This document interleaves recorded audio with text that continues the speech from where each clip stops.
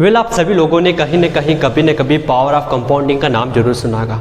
सो आज हम बात करने वाले पावर ऑफ कंपाउंडिंग के बारे में। पावर ऑफ कंपाउंडिंग क्या होती है, कैसे काम करती है और कैसे आप पावर ऑफ कंपाउंडिंग के थ्रू अपने पैसे को ग्रो कर सकते हो।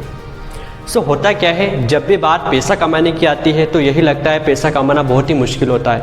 इसके लिए हर पर्सन को हार्ड वर्क करना होता है और बहुत सारी मुसीबतों का सामना करना होता है, तब जाके पैसा हमारे पास आता है।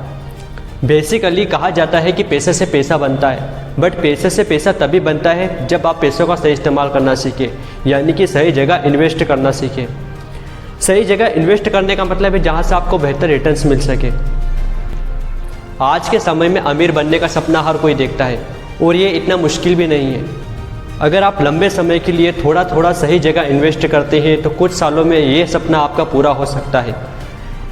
अमीर बनने के लिए आपको पावर ऑफ कंपाउंडिंग समझना बहुत ही ज़रूरी होता है। सो पावर ऑफ कंपाउंडिंग में क्या होता है, आपके मूलधन के साथ साथ आपके ब्याज पर भी ब्याज मिलता है, उसे पावर ऑफ कंपाउंडिंग कहते हैं।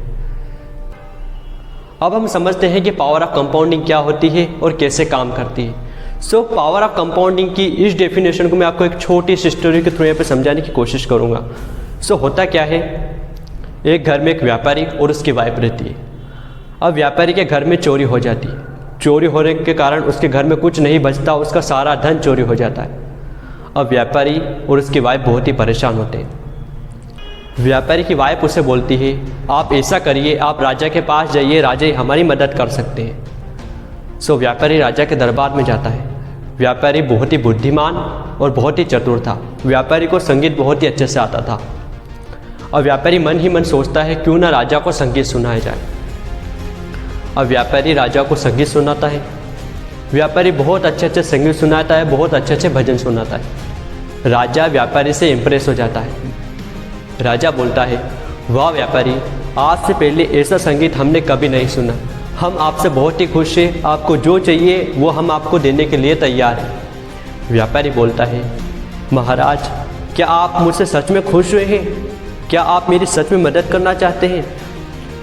राजा बोलता है, हाँ व्यापारी, आपको जो चाहिए वो मैं आपको देने के लिए तैयार हूँ। व्यापारी बोलता है, महाराज आप मुझे सिर्फ एक सोने का सिक्का दे सकते हैं। राजा हंसने लगता है, सिर्फ एक सोने का सिक्का? व्यापारी बोलता है, महाराज ऐसे नहीं, आपसे मेरी प्रार्थना है कि सबसे पहले यहाँ शतरंज लाया जाए। राजा के मंत्री वहाँ शतरंज लेके आते हैं। व्यापारी बोलता है, महाराज इस शतरंज में कुल 64 खाने हैं और मुझे ये एक सिक्का हर दिन डबल करके यहाँ कुल 64 दिन तक चाहिए, मुझे और आपसे कुछ नहीं चाहिए। अब राजा को कुछ समझ नहीं आता है। व्यापारी फिर से उसे बोलता है, महाराज जैसे कि आज मुझे आप सिर्फ एक सोने का सिक्का दीजिए, कल मैं 2 बार आऊँगा, फिर मुझे आप 2 सोने के सिक्के दीजिए। ऐसे करते यहाँ पे हर दिन डबल करके मुझे कुल 64 दिन तक दीजिए, मुझे और आपसे कुछ नहीं चाहिए। राजा मन ही मन सोचता है कि कितने ही सिक्के लेगा, आज सिर्फ 1 लेगा, कल 2 लेगा, 4 लेगा, 8 लेगा, 16 लेगा, 32 लेगा, 64 लेगा, कितने ही लेगा। राजा बोलता है, व्यापारी हम आपसे बहुत ही खुश हैं और हम आपको कुल 64 दिनों तक हर सिक्का डबल करके देने के लिए तैयार है।